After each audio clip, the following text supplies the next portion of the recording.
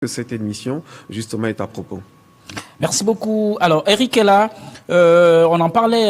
Est-ce que vous pensez, comme disait à l'instant, Laurent Monti, à ce qui concerne le dossier Mbanié, est-ce que vous pensez que les deux chefs d'État pourraient se retrouver, peut-être pour parler sous l'égide peut-être des médiateurs ou des experts? Est-ce que d'après vous, c'est une question qui pourra être débattue entre les deux chefs d'État? Oui, tout à fait. Je pense que c'est une question qui sera débattue, non seulement entre les deux chefs d'État, mais entre les chefs d'État de la communauté, parce que les sujets qui doivent être à l'ordre du jour là-bas, et à l'île Banié, il y a ce qui se passe en RDC Congo avec le Rwanda et le Burundi, cette zone qui est tristement célèbre pour tout ce qui s'y passe. En ce qui concerne le Gabon et la Guinée équatoriale, Laurent l'a bien défini en disant que c'est les relations bilatérales.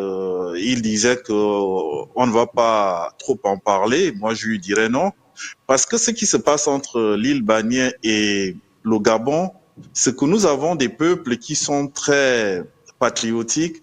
Nous avons des peuples qui sont très extrémistes et ça frise même le fait d'être belliqueux.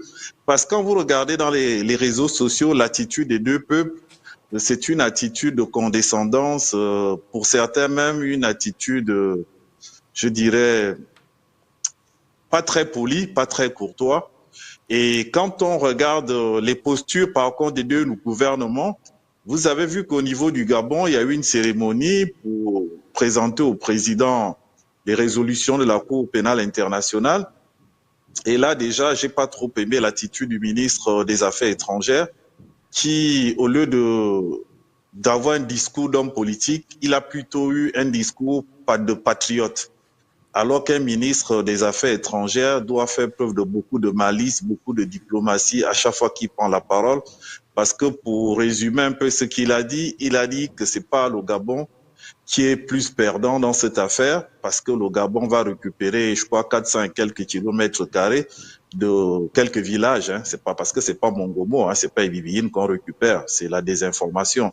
C'est quelques villages des Bibiyines, quelques villages de Mongomo. Il avait eu ce discours que c'est les Guinéens qui sont perdants au vu de l'investissement qui a été fait là-bas. Pour la petite histoire, je rappelle aux Gabonais que Mongomo, c'est chez le président, et Bibiyine, c'est chez la première dame. Donc, et quand je regardais l'actualité au niveau de la Guinée équatoriale, là aussi, je n'ai pas vu une attitude des gens qui veulent négocier de façon fraternelle. Parce que les 17 avocats que la Guinée équatoriale avait alignés lors de ce procès ont été décorés. Et le président Obiangema et le vice-président surtout de la République, il a dit qu'il n'est pas question qu'un seul centimètre de la Guinée soit partagé avec qui que ce soit. Et ils avaient décidé, dans une cérémonie solennelle, pas dans le petit bureau. Il y avait tous les médias, il y avait le gouvernement, il y avait le président et le vice-président, son fils, pour dire qu'ils devaient déjà envoyer leurs experts justement à l'île Banié pour commencer à travailler sur l'exploitation de ces minéraux. Et c'est là que j'ai compris que le problème va être plus complexe qu'on le pense.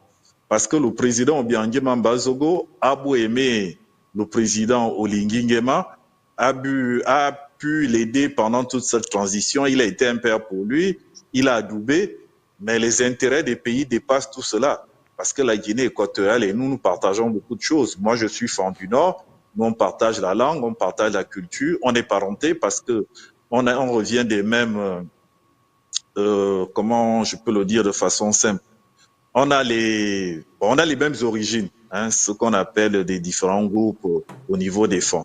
Donc, c'est vous dire que je pense qu'ils ont besoin de l'assistance des autres présidents pour pouvoir en parler, pour que le climat soit apaisé pour mener